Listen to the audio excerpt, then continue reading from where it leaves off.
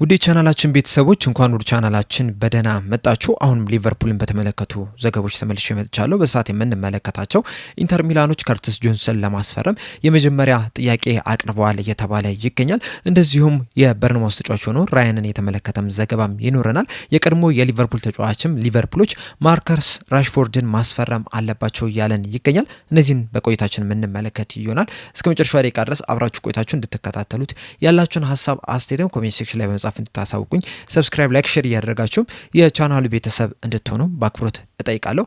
አሁን በቀጥታ ወደ ዘገቦቹ ማመራ ይሆናል። አብራችሁን ቆዩ። በመጀመሪያም የዓለም ዋንጫውን ነው የምንመለከተው። ሌሊት ላይ በተደረገ ጨዋታ አርጀንቲና አልጄሪያን 3-0 በሆነ ውጤት ማሸነፍ ችላለች። በጨዋታው ላይ ሜሲ 3 ጎሎችን በማስቆጠር ሃትሪክ መስራት ችሏል። የሊቨርፑል ተጫዋች ሆነው አሌክሲስ ማካሊስተርም በጨዋታው ላይ ሙሉ 90 ደቂቃ መጫወት ሲችል እንደዚሁም ጥሩ የሚባል እንቅስቃሴንም ማድረግም ችሏል። ይህንንም ተከትሎ በፉትሞብ 7.2 ሬቲንግም የተሰጠው ተጫዋችም ሆኗል። እንደሚታወቀው በ2025/26 የውድድር ዘመን በሊቨርፑል ቤት ጥሩ የሚባል ሲዝንን አላሳለፈም። ለሀገሩ ግን ጥሩ የሚባል አጀማመርን መጀመር ይችላል። ከዚህ በኋላ ምን ያህል ርቀት ይጓዛሉ የሚለውን አብረን የምንመለከት ይሆናል። በመቀጠልም ዘ ቴሌግራፍ ይዞት የወጣውን ዘገባ ነው የምንመለከተው። ዘ ቴሌግራፍ ይዞት በወጣው ዘገባ መሰረት የቀድሞ የሊቨርፑል ተጫዋች ሆነው ቦቢ ክላርክ ደርቢን ሊቀላቀል ተቃርቧል እያለን ይገኛል። እንደሚታወቀው 2024 ክረምት ላይ ነበረ የቀድሞ የሊቨርፑል ምክትል አሰልጣኝ የነበረውን ፔፕ ሊንደርስን በመከተል ወደ አርቢ ሳልዝበርግ መቀላቀል ይቻላል። ነገር ግን በአርቢ ሳልዝበርግ የተጠበቀበትን ያህል እንቅስቃሴ ማድረግ ያልቻለ ተጫዋች ነው። በተለይ ፔፕ ሊንደርስ ከተሰናበቱ በኋላ ብዙ የመጫወቻ እድሎችን ማግኘት አልቻለም። በተጠናቀቀው የ2025/26 የውድድር ዘመንም በደርቢ በውሰት ውል ቆይታ ማድረግ ችሏል። በዛ ቆይታም ጥሩ የሚባል እንቅስቃሴ ማድረጉን ተከትሎ ደርቢዎች ይህንን ተጫዋች በቋሚነት ለማስፈረም ከአርቢ ሳልዝበርግ ጋር ድርድር ጀምረዋል። በአጠቃላይም በ6 ሚሊዮን ፓውንድም ለማስፈረም ከስምምነት ላይ እንደደረሱ በዚህ ሳምንትም የሕክምና ምርመራ እንደሚያደርግም ዘ ቴሌግራፍ በዘገባው ተናግሯል። ሊቨርፑሎችም ከዚህ ዝውውር 1 ሚሊዮን ፓውንድ አካባቢ የሚጠጋ ገንዘብ እንደሚያገኙም ነው እየተነገረ የሚገኘው። በ2024 ላይ ይህንን ተጫዋች ወደ አርቢ ሳልዝበርግ በሚሸጡበት የ17.5% ሴሎን ክሎዝ አስቀምጠው ነበረ። ይህም ማለት እንግዲህ አርቢ ሳልዝበርጎች ቦቢ ክላርክን በሚሸጡበት ሰዓት ከሚያገኙት ገቢ ላይ ሊቨርፑሎች 17.5% የሚያገኙ ይሆናል። ስለዚህ ለደርቢ በ6 ሚሊዮን ፓውንድ እየሸጡት ነው የሚገኙት እና በዚህ ምክንያትም ሊቨርፑሎች ወደ 1 ሚሊዮን ፓውንድ አካባቢ የሚጠጋ ገንዘብ ገቢ የሚያገኙ ይሆናል። በመቀጠልም የቀድሞ የሊቨርፑል ግብ ጠባቂ የነበረው ዴቪድ ጄምስ የሰጠውን አስተያየት ነው የምንመለከተው። በሰጠው አስተያየት ሊቨርፑሎች ማርከስ ራሽፎርድን ለማስፈረም እንቅስቃሴ ማድረግ አለባቸው እያለን ይገኛል።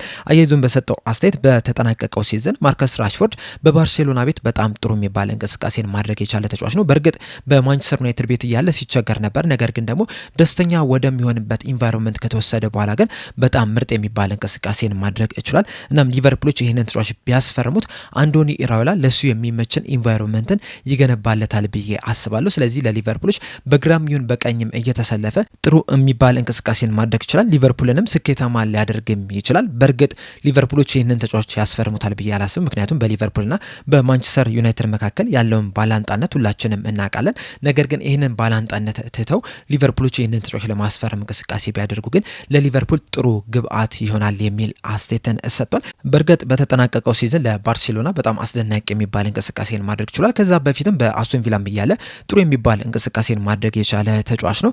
በማንቸስተር ዩናይትድ ቤት የመጀመሪያዎቹ ዓመታት ላይ በጣም ምርጥ የሚባል ብቃቱን ሲያስመለከት ነበረ። ከዛ በኋላ ግን ከአሰልጣኞቹ ጋር ያለመስማማትም እንደዚሁም በተለያዩ ምክንያቶች ያንን ምርጥ ብቃቱን ማሳየት ሳይችል ቀርቶ ነበረ። አሁን ላይ ግን ወደዛ ብቃቱ እንደተመለሰ ነው እየተነገረ የሚገኘው። ለእንግሊዝ ብሔራዊ ቡድንም በቋሚነት ይጀምራል ተብሎ የሚጠበቅ ተጫዋችም ጭምር ነው። ነገር ግን ደግሞ በሊቨርፑልና በማንቸስተር ዩናይትድ መካከል ያለው ባላንጣነት ግን ዝውውሩ እንዲፈጸም ያደርጋል ብዬ አላስብም። ምክንያቱም ሁለቱ ክለቦች ተጫዋቾችን ከተሻሻጡ 60 ዓመት አልፏቸዋል። ለመጨረሻ ጊዜ ከማንቸስተር ዩናይትድ ወደ ሊቨርፑል ወይም ከሊቨርፑል ወደ ማንቸስተር ዩናይትድ ተጫዋች የተዘዋወረው 1964 ላይ ነው የነበረው። ያኔም ፊል የተባለው ተጫዋች ከማንቸስተር ዩናይትድ ወደ ሊቨርፑል በ25000 ፓውንድ ነበረ የተሸጠው። የዛን ጊዜም የሊቨርፑልና የማንቸስተር ዩናይትድ አሰልጣኝ የነበሩት ቢል ሻንክሊና ሰር ማት ቤዝቤ ናቸውና ከዛ በኋላ ግን ሁለቱ ክለቦች ዳይሬክት ተጫዋቾችን ተሻሽጦ አያውቅም።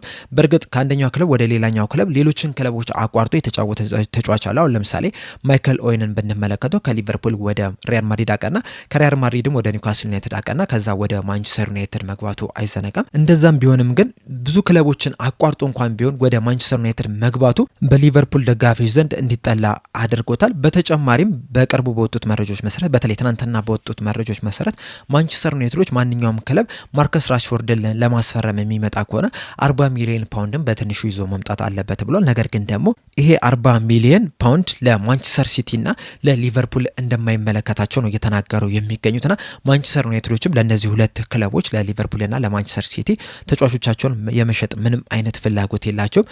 በተጨማሪም ማርከስ ራሽፎርድም ወደ ሊቨርፑል የመምጣት ፍላጎት አለው ብዬ አላስብም። ስለዚህ የቀድሞ የሊቨርፑል ግብ ጠባቂ የሆኑ ዴቪድ ጄምስ ማርከስ ራሽፎርድ ወደ ሊቨርፑል ቢመጣ ደስ ይለኛል የሚል አስተያየት ቢሰጥም ነገር ግን የማይሆን ነገር ነው። ማንቸስተር ዩናይትዶች ማርከስ ራሽፎርድን ለሊቨርፑል አይሸጡም። ማርከስ ራሽፎርድም ወደ ሊቨርፑል የመምጣትም ፍላጎት አለው ተብሎ አይጠበቅም። ስለዚህ በዚህ ምክንያት ይህ የዝውውር ሂደት ይሳካል ተብሎ አይጠበቅም።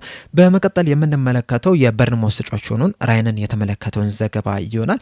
የብራዚል አውትሌት የሆነው አርቲአይ ኢስፖርት ይዞት በወጣው ዘገባ መሰረት የራያን የቀድሞ ክለብ የሆነው ቫስኮ የተጫዋቹን ሁኔታ በቅርበት እየተከታተለ ይገኛል። በተለይ ደግሞ ሊቨርፑሎች የሚያስፈርሙት ከሆነ በሚል በቅርበት ሁኔታዎችን እየተከታተሉ ይገኛሉ የሚል መረጃን ይዞልን ወጥቷል። ምክንያቱም ደግሞ ቫስኮች ከራያን ሽያጭ 5% ገቢ የሚያገኙ ይሆናል። ስለዚህ ምናልባት ሊቨርፑሎች ካስፈረሙት ብለው ሁኔታዎችን እየተመለከቱ ነው የሚገኙት። ሊቨርፑሎች እንግዲህ የዚህ ተጫዋች አድናቂ እንደሆኑ ሁላችንም እናውቃለን። እንደዚሁም ደግሞ አንዶኒ ኢራዮላም ከዚህ ተጫዋች ጋር መስራታቸውን ተከትሎ እንደዚሁም ወደ በርንማውዝ ከመጣም በኋላ በጣም ጥሩ የሚባል እንቅስቃሴ ማድረጉን ተከትሎ ምናልባትም ሊቨርፑሎች ይህንን ተጫዋች ሊያስፈርሙት ይችላሉ የሚል ግምት አለ። እናም በዚህ ምክንያትም ቫስኮች በቅርበት ሁኔታዎችን እየተመለከቱ ነው የሚገኙት።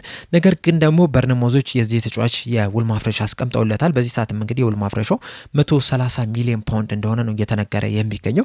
በእርግጥ እነዚህ የውል ማፍረሻዎች በየዝውውር መስኮቱ እየቀነሰ ነው የሚሄደው። ለምሳሌ አሁን ላይ ሊቨርፑሎች ከሚያስፈርሙት ይልቅ በጃንዋሪ ዝውውር መስኮት የሚያስፈርሙት ከሆነ ቀነስ ያለ ሂሳብ ሊያገኙ ይችላሉ። እንደዚሁም ደግሞ በቀጣይ የክረምት የዝውውር መስኮት የሚያስፈርሙት ከሆነ አሁን ላይ ካለው ሂሳብ እየቀነሰ ነው የሚሄደውና ምናልባትም ሊቨርፑሎች በዚህ የክረምት የዝውውር መስኮት ይህንን ተጫዋች ሊያስፈርሙ የሚችሉበት ከፍተኛ እድል አለ። ምክንያቱም በዚህ ሰዓት ላይ የሊቨርፑል ቀዳሚ ተመራጭ የአርቢ ሌፕዚንጉ የአንዲያ ሜንዴ ነው። አርቢ ሌፕዚንጎችም ደግሞ ለዚህ ተጫዋች ከ100 ሚሊዮን ፓውንድ በላይ እየፈለጉ ነው የሚገኙትና ለያንዲያ ሜንዴ ከ100 በላይ አውጥቶ ለራያን ከ100 በላይ ያወጣሉ ተብሎ አይጠበቅም። ነገር ግን ደግሞ ምናልባት ከጥቂት ዓመት በኋላ ይህ የውል ማፍረሻው ሲቀንስ ይህንን ተጫዋች ለማስፈረም እንቅስቃሴ ሊያደርጉ የሚችሉበት እድል ሊኖር ይችላል። አሁን ላይ ግን ይህንን ተጫዋች ያስፈርሙታል የሚል ምንም አይነት እምነት የለኝም። የእናንተን ሀሳብ ኮሜንት ላይ በመጻፍ አሳውቁኝ። በመቀጠል የምንመለከተው ከርቲስ ጆንስን የተመለከተውን ዘገባ ይሆናል። የጣሊያን ጋዜጣ የሆነው ላጋዜጣ ዴሎ ስፖርት ይዞት በወጣው ዘገባ መሰረት ኢንተር ሚላኖች ይህንን ተጫዋች ለማስፈረም የመጀመሪያ ጥያቄያቸውን አቅርበዋል እያለን ይገኛል። እንደሚታወቀው ኢንተር ሚላኖች እዚህ ተጫዋች ላይ ከፍተኛ ፍላጎት አላቸው። ባለፈው የጃንዋሪ ዝውውር መስኮትም ይህንን ተጫዋች ለማስፈረምም እንቅስቃሴ አድርገው ነበረ። ነገር ግን ደግሞ ሊቨርፑሎች ተጫዋቹን ለመልቀቅ ምንም አይነት ፈቃደኝነት ባለማሳየታቸው ምክንያት ተጫዋቹ ሳይዘዋወር ቀርቷል።